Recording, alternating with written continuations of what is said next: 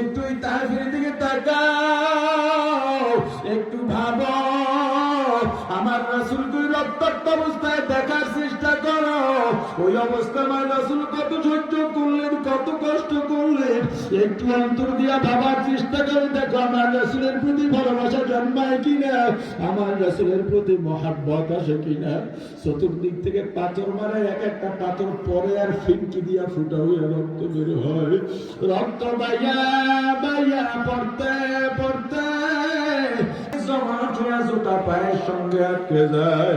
আবার রাসূল বলেন, রে তোরা মারিস না, মারিস না, মারিস না, আমি পাগল না, আমি তোদের দুশমন না, আমি তোদের মুক্তির পথ দেখাইতে আসি, আমি মিথ্যা বলি না, তোরাই তো সাক্ষী দিয়েছিস আমি আল্লাহ। আমি কার সাথে এখানে আসবো? আমি একমাত্র আল্লাহর পয়গাম নিয়ে আসি, আমাকে আর মারিস না। কে শুনে কার কথা? পাথর মারে, পাথর মারে, পাথর মারে। আমার রাসূলের শরীর রক্তে জর্জরিত হয়ে গেছে, হাঁটতে পারেন না, কষ্ট হয়। কাফেররা ধাক্কা দিয়ে আমার রাসূলকে সামনে ফেলে দেয়।